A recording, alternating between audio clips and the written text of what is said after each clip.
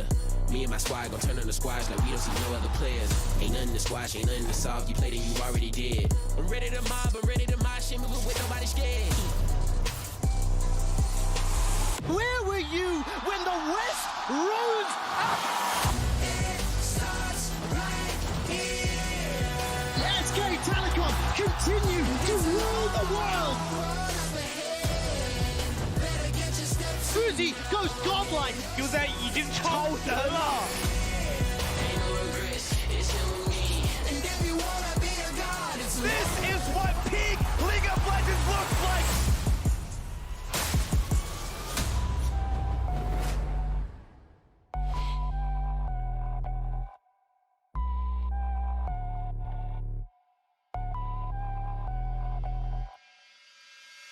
Hello, welcome to the Riot Games Esports Media Preview event.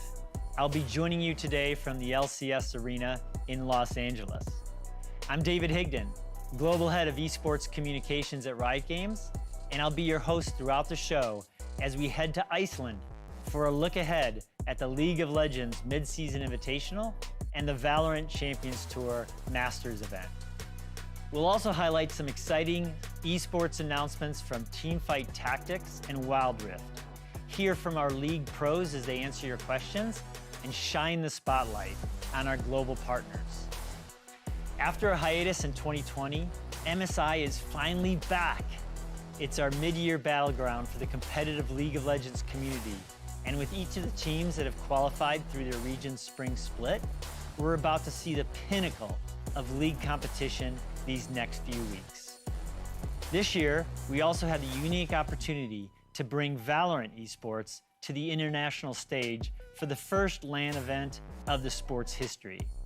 Masters Reykjavik is our Stage 2 Masters event of the VALORANT Champions Tour, and it is the path to qualification for the first global tournament, VALORANT Champions, set for December 2021. We'll hear more about it later in the preview. But first, I want to introduce and welcome Naz Aletaha, Head of Global Esports Partnerships and Business Development at Riot Games. Tell us, Naz, what can we look forward to from our partners at both MSI and VALORANT Champions Tour Masters? Well, like us, our partners are very excited for the start of international competition across both sports.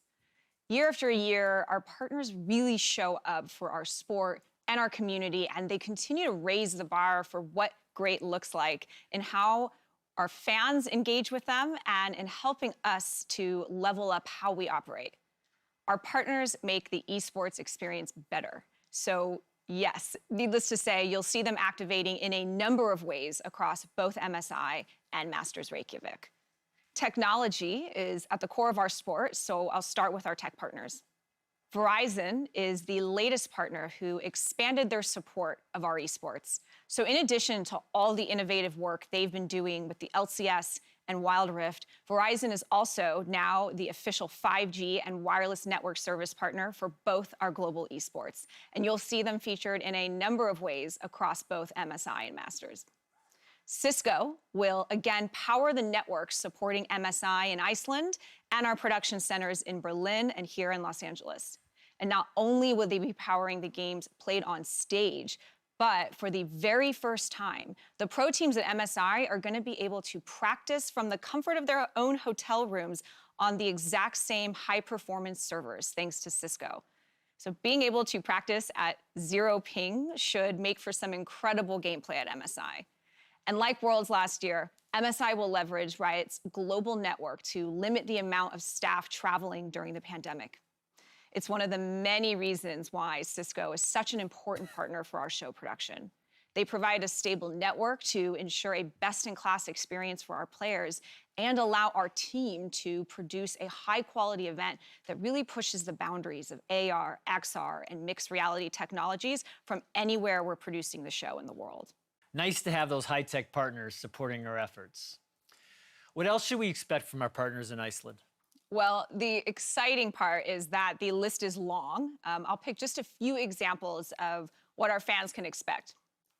As part of our partnership with Spotify, we're launching MSI team anthems within the official League of Legends playlist, with each of the 11 qualifying teams selecting one song that really embodies the spirit of their team and their journey and rise throughout the spring split. Their selection will also come with special commentary on the song by pros and regional personalities through Spotify's Clips feature. It's the perfect way to get in the MSI state of mind. We're also excited to announce a new podcast that will be available exclusively on Spotify that will cover trending LoL esports news from around the world. The episodes will be hosted by some of our community's favorite personalities and will drop weekly throughout the year. And we'll have more information to share about that podcast in the coming weeks.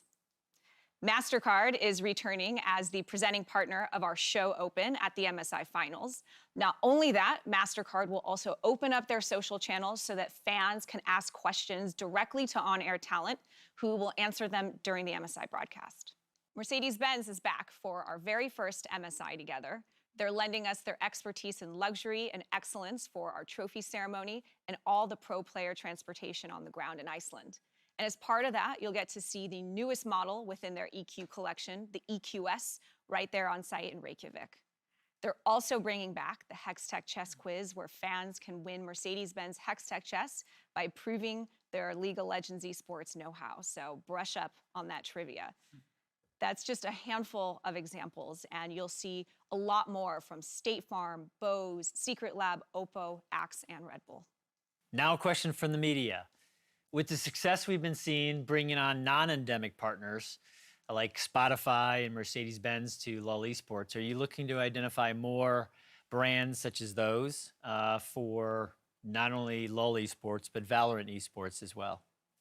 Well, we are really proud of the partnerships that we've formed across the board for LoL Esports, both globally, regionally, endemic and non-endemic. Our partners help us to really expand the reach and resonance of our sports. They help us to achieve operational efficiencies, and most importantly, they elevate the fan experience. And that's been the lens that we assess our partnerships through. It has to be a win-win-win, where not only our partners and Riot benefit, but our fans do as well. We are and will continue to bring that partnership strategy to VALORANT and future esports. And I'm very hopeful that current and prospective partners can look at our track record with League of Legends and know that we will bring the same level of commitment to innovating, to building a thriving ecosystem, and to delivering to fans across the world as we develop new esports. And it's been really encouraging and validating to see LoL Esports partners like Verizon and Red Bull and Secret Lab recognize that and expand their support beyond LoL Esports and into the VCT. It's a testament to the future growth potential of Riot's esports and, frankly, the quality bar and the reach and engagement that brands can expect by partnering with us. All right, question number 2. With VALORANT as the newest esport within the Riot Games portfolio, how do you replicate the success we've had in building strong brand partnerships while still allowing VALORANT to create its own unique portfolio of partners? Well, we are humbled to have an enviable roster of partners across LoL Esports, and we will always welcome the opportunity to deepen our relationship with those partners as we expand our esports portfolio. And we recognize, though, that League and VALORANT are two distinct brands with distinct audiences. In fact, the majority of players playing VALORANT are playing a Riot game for the very first time. So the partners coming in and working with us across both esports, they're really able to maximize their reach across the esports industry. That said, we remain very cognizant of balancing multi-esports partnerships with those that are uniquely League and pay tribute to the elite sports meets fantasy League of Legends esports brand, and those that uniquely reflect the VCT and can do justice to the style and swagger of VALORANT.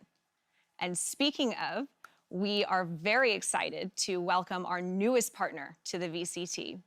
HyperX joins us as the official keyboard and mouse partner of the VALORANT Champions Tour, and we couldn't be more thrilled to welcome them and have their amazing products supporting our event in Reykjavik and beyond. So welcome HyperX, And a big thank you to all of our partners for being so tireless in wanting to deliver to our fans. We are really looking forward to some amazing events together in Iceland. Well, that's certainly fantastic news for us and for the players who are using that equipment. We're certainly looking forward to more new partnerships across Riot Esports that will continue to grow our portfolio of sports to our global audience. Thanks for joining us today, Naz, and congratulations on being named to this year's class of the Sports Business Journal 40 under 40. You asked, our pros answered. Dash is standing by in Iceland with the superstar from our reigning champion, Hyo ShowMaker Soo, mid laner for Damwon Kia from the LCK. Hello, Dash and ShowMaker. How's Iceland treating you so far? Thank you very much, everyone. Lucky to be joined here by ShowMaker ahead of the group stages here at MSI in Reykjavik, Iceland. And we have Max standing off camera to help us with some translations as well. ShowMaker, first and foremost, I want to talk to you about arriving at Iceland as the defending world champions from 2020, but continuing that kind of success into 2021. What has the preparation for the team looked like to get here to MSI and ultimately to defend your title at Worlds again this year? 네, 그냥 저희가 실수가 많이 나왔던 부분들을 많이 고치려고 노력했고, 네, 그렇게 잘해서 또 MSI에 올 수 있게 되었고, 네, 앞으로도 그렇게 잘해야 할 것 같아요. So we amended a lot of the problems that we had before, and that worked out for us to make it to MSI this year, and that's how we're going to proceed with MSI this year to win again. Well, upon winning the LCK finals, you had mentioned that one of the teams you might be excited to play against was G2, if they happen to make it. Unfortunately, they fell just short in their regional finals. But in their stead, Perks will still be returning to the stage just under the Cloud9 banner. Do you have any words specifically for Perks ahead of that matchup? 뭐 G2가 못 와가지고 되게 아쉽긴 하지만 그래도 이제 전 G2 멤버였던 퍽즈 선수가 왔기 때문에 퍽즈 선수라도 제가 꼭 이겨야 할 것 같네요. So I'm a little disappointed that G2 didn't make it this year, but Perks from last year's G2 is here, and I feel like it's my job to defeat him this year. All right, well, I look forward to that matchup myself, and we'll get to see that right away in the group stages. As opposed to G2 showing up for the LEC, it will be Mad Lions, which is kind of, again, a new era in the LEC. Do you have any opinions on Mad Lions as a team and your matchup against Humanoid in the mid lane? LEC는 원래 예전부터 이제 프나틱과 G2가 되게 거의 그 두 팀만 거의 1등하고 우승하고 그런 걸 반복했었는데 이번에 이제 매드 라이온즈가 올라온 걸 보고 되게 잘하는 팀이라고 생각했고 네, 그 팀의 이제 미드라인은 이제 휴머노이드 선수가 되게 약간 제 생각에 이제 팀의 에이스라고 생각했기 때문에 네, 빨리 만나보고 싶어요. So from what I remember, it was always Fnatic and G2 winning LEC, but the fact that Mad Lions is here now means that they're a great team already. And even out of Mad Lion, I think Humanoid is the ace of the team. So I really want to meet him. Well, he'll have to test his mettle against the likes of you in the mid lane. You know, outside of talking about some of the specific matchups, I am curious as well. You had an arm injury earlier this year and were hospitalized for it at the very least. How was the recovery, and are you feeling 100% here coming into the tournament? 뭐 제포 오른팔이 좀 아프긴 했었는데 그래도 약 잘 먹어서 네, 괜찮습니다. 네, 괜찮아요. So yeah, I had a bit of an injury on my right arm, but I've been taking my medications and now I'm feeling very fine. Well, we wish you the best of health in that regard. Another thing that I think people are always curious about is, you know, which team is going to be the next team that kind of strikes an era or a dynasty of their own. Most people referencing the SKT era. Do you think Damwon is going to be the team that is the next to do it? 아직까지는 좀 약간 좀 이른 것 같고 좀 더 열심히 노력해서 네, 꼭 이룰 수 있도록 네, 항상 열심히 하고 초심 잃지 않도록 하겠습니다. I think it's a bit early for me to say that we've made the dynasty yet, but we'll keep trying, and we hope to be making it our dynasty soon. Well, that's fair enough. I think I speak for most when I say you look like the team to beat, and we're excited to see you guys step back onto the international stage. ShowMaker, again, thank you so much for taking the time to talk to me. I'm going to let you go and link up with the rest of the team, but we look forward to your games in this coming group stage. From here, though, we're going to head back to you guys in the studio. Thanks for that. Now, I'd like to introduce John Needham, Global Head of Esports at Riot Games. Hey, John. Glad to have MSI back, I assume. Am I, David? Thank you. Yes, I'm so excited to be here on the eve of our 6th MSI event. After a year without this event, it really makes me happy to see this coming together.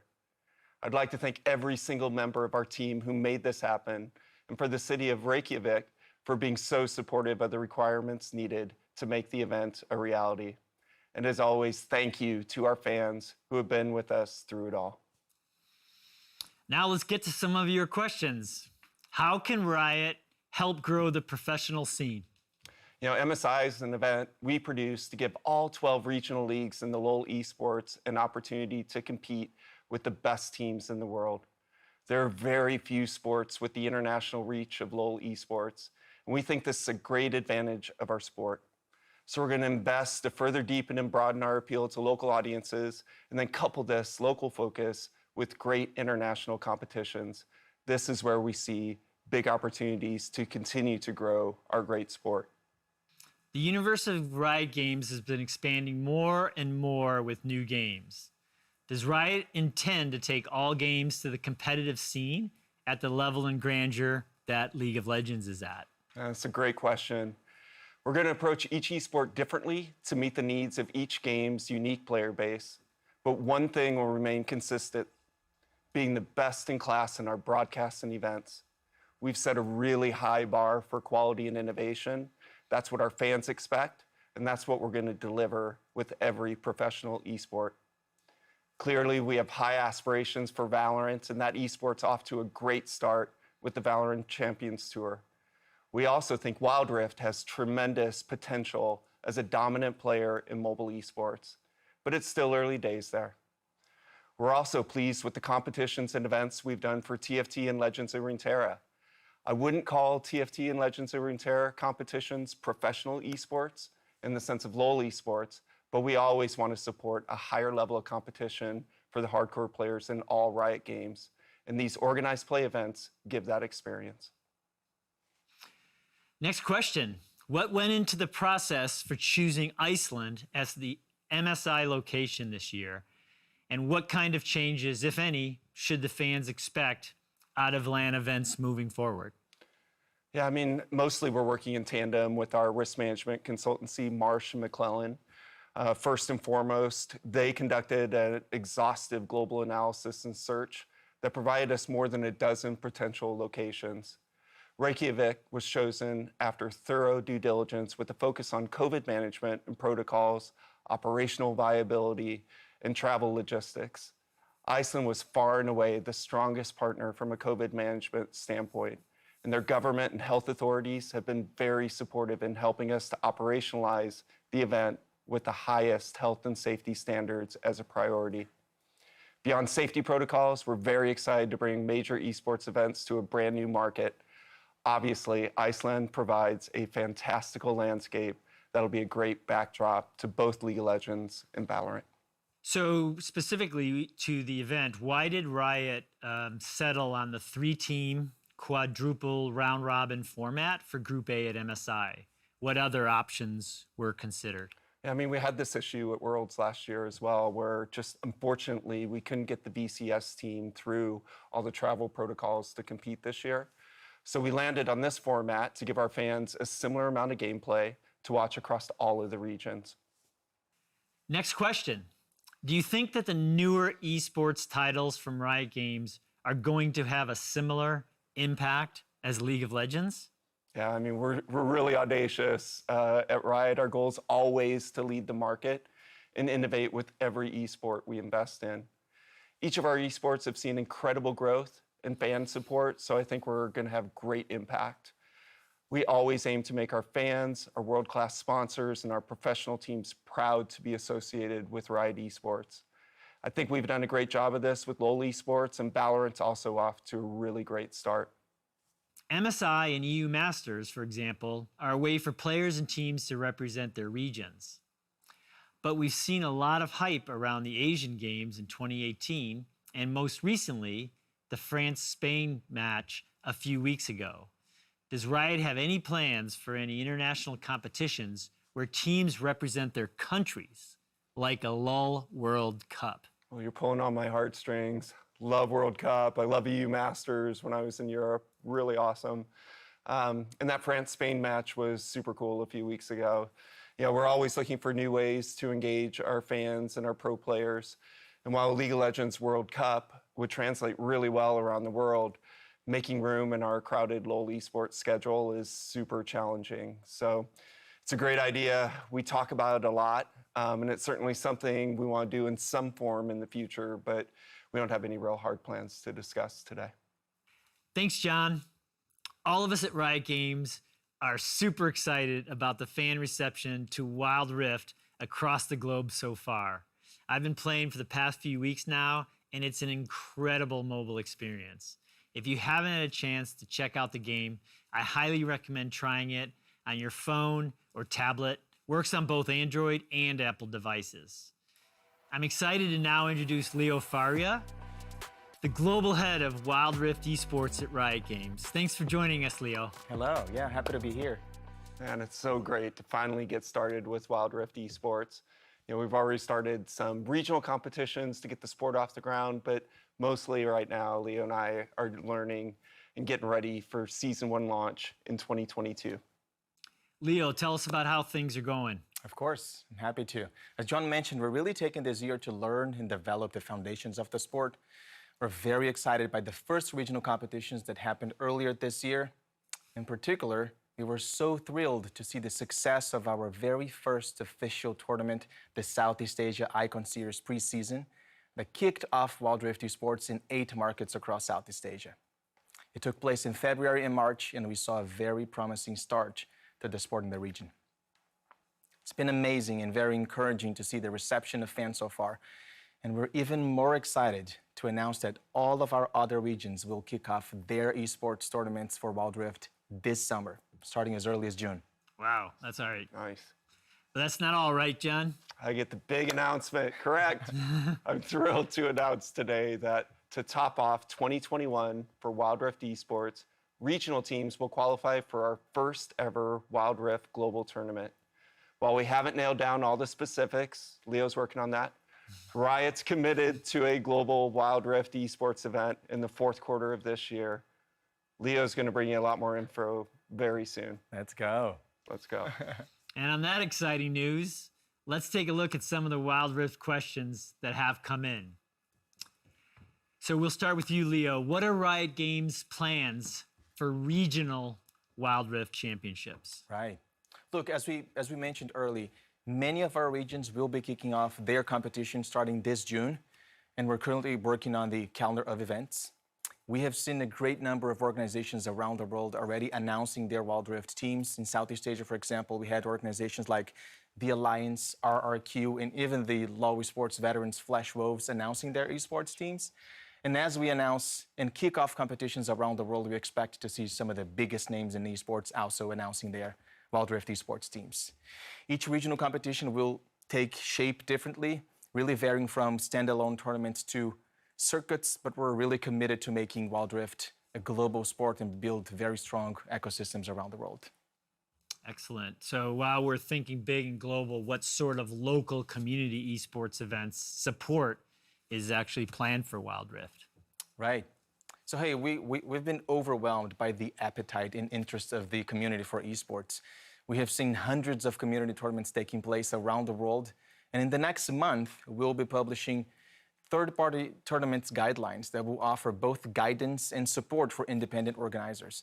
We really believe that community tournaments are a great way to make the sport accessible, especially because Wild Rift has such a low barrier to entry.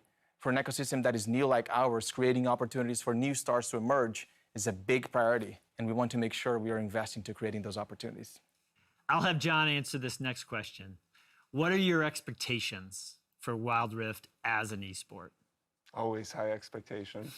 So, look, with League of Legends going into its 11th year as a global sport, players have now come to expect a certain level of competition within our esports scenes. So we want to make sure we get this right, build something that's worthy of the mobile gaming esports community.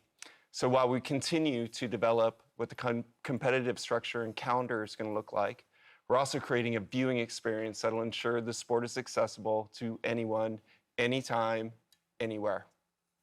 We really believe that mobile gaming will help transform the future of esports. For us, this is about learning from our 10 years of experience on LoL esports, while also learning what makes the mobile community special, creating a sport that is unique and exciting to watch for Wild Rift players. Thank you for that, John, and thanks for joining us, Leo. Thank you. We're excited to watch Wild Rift Esports develop over the next few months and years. I hear Dash is standing by in Iceland with one of our youngest League of Legends pros, Carzzy, ADC for Mad Lions of the LEC. Hello, you two. Thanks for joining us for Media Preview Day and taking the time to answer the media's questions. Thank you very much. Happy to be joined here by Carzzy. Carzzy, how you doing, man? Yo, what's up? I'm doing great. Scrims are going great. Oh, that's what I like to hear right off the bat. Here at MSI in Reykjavik, Iceland. I want to talk to you first, though, about Worlds last year in 2020 and how ultimately it went for Mad Lions. Unfortunately, you guys didn't quite make it through the play-ins. So what is different this time around with 2021 Mad Lions, and why is the performance here going to be different? So the biggest difference is definitely the roster changes and also the motivation within the team. Also the team atmosphere changed a lot, and we have a lot more motivation because we see now that we can make great things together. I mean, we talk about great things. I think a lot of people think about the kind of the end of the dynasty that we just saw happen in the regional playoffs, the domestic playoffs for you guys in EU. Now, with that, you come to EU come to MSI as the sole representative for EU, and that's a little different than with World Championship, where you've got 3 representatives typically. So, do you feel like there's any extra responsibility on your shoulders this time around to show up and bring it home? To be honest, for us there is no pressure. We came to this tournament to have fun, and we don't really care even if we lose. Okay. Like, we just want to improve as much as possible and have as much fun as possible. Now, within that, there's some interesting matchups that you have ahead of you. If I look specifically at the group stages, I'm thinking about BRTT down there in the bot lane. One of the best-known AD carries from the Southern Hemisphere. What do you think specifically about that matchup? I mean, I'm kind of excited to play against BRTT. I've seen him play when I was younger, when I wasn't playing League competitively. And I was watching a lot of pro players, and BRTT was one of the better ones back then. So I'm excited to play against him. You think there's any chance he brings out the Draven, or no chance in this meta? And I think he can bring out the Draven, but I don't think that champ is that useful, so. Okay, fair enough. How about outside of the group stages? Like, once we get to knockouts again and you start looking at the rest of the regions, any specific AD carry matchups that you're really excited for? I'd like to play against Zwen and Ghost and Gala. Okay, all right, looking at a player from my region, I feel it, all right. Well, and formerly from your region. Lastly, I just want to ask you, what kind of a statement maybe are you personally or the team looking to make here at MSI as you step back onto the international stage? Well, we want to prove the world that we are not the old Mad Lions that got stomped at Worlds 2020. And we just want to show everyone that we have the potential to be the best team in the world. Best team in the world, that's what I like to hear. Confidence coming into the tournament at the very least. Well, again, Carzzy, thank you so much for taking the time. I don't want to keep you too long. Let you get back to the squad. Let you guys get back to those scrims that you're talking about. And I'll see you on stage in just a couple days. Thank you. All right, thank you very much. From here, we're heading back to the studio. Thanks, Carzzy. Good luck during the tournament. Joining me now to talk about teamfight tactics and Valorant is Riot's Senior Director of Esports, Waylon Rosal. Hey, David. Great to be here. Hey, Waylon. Glad to have you. Teamfight tactics is our take on the auto battler genre.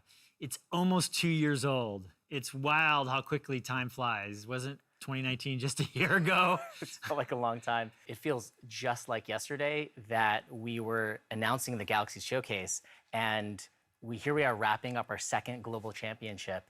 I mean, those early show matches really helped us into the larger events like the TFT Fates Championship, where 24 players from around the world competed for $250,000. The event was an awesome showcase of different regional playstyles colliding together. We're also seeing a variety of regions battling for dominance. Jaywalking from Korea walked away as the winner in Fates, earning Korea their first international title for the game. We're committed to growing TFT Esports around the world. And for the first time today, we can exclusively share that the next global championship will be a live event in China. Participating TFT players will travel to compete together live in October, and we'll be revealing additional details as we get closer to the event. All right. Wow, it's exciting to know TFT players will have their first live competition in 2021. Fall is going to be jam-packed with the Reckoning Championship, League of Legends Worlds, and the recently announced Legends of Runeterra World Championship, which will kick off in September. Yep. Now let's talk about VALORANT. In the year since its launch, VALORANT has become the fastest growing esport in the world. On May 20th, Iceland will play host to the first international tournament for the title, bringing 10 of the best teams from around the world together. Well done, Waylon. Thanks, David. I appreciate the kind words, but really it's a testament to the passion and grit of the entire team that's dedicated to making this event happen, despite the challenges any event faces these days.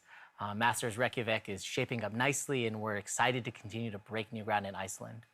In the run-up to the tournament, more than 2,000 teams from around the world participated in qualifying events, the most of any VALORANT event to date. So after all that, who's going to be left standing on May 30th? Your guess is as good as mine, but after, I think, 2 stages of Challengers, Masters 1, and First Strike, I think all of us can't wait to see which team will raise the VALORANT Masters trophy for the very first time. And speaking of trophies, I'm honored to reveal the new Masters trophy. Very excited to share it with the media today. That's nice. Yeah, we like it. Shout out to the design team who put a lot of love and care into making a trophy fit into the VALORANT universe.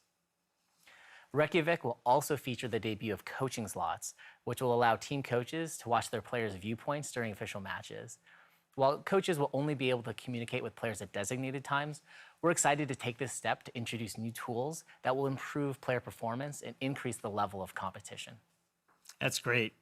Coaches always provide great value to our esports and specifically to our media. Super cool to see them share center stage with the players, as we see in traditional sports such as the NBA and FIFA and the like.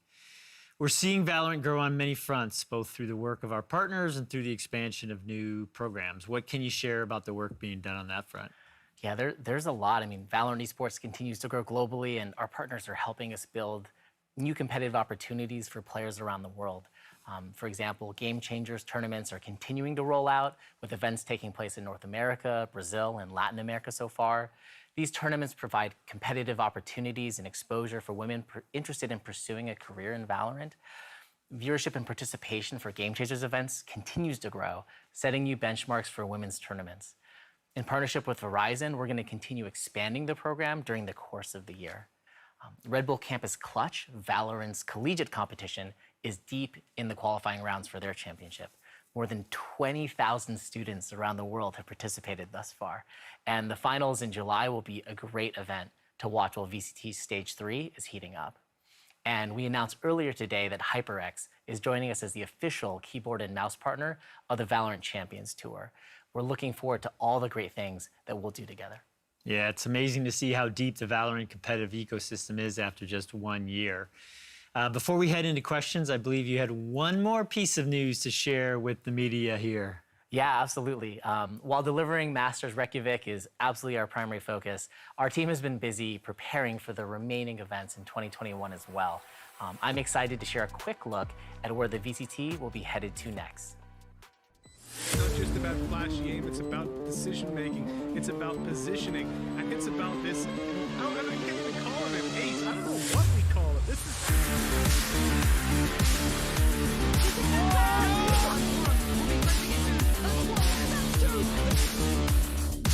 We can get rid of empty blaster! Let's be right down the get the ace!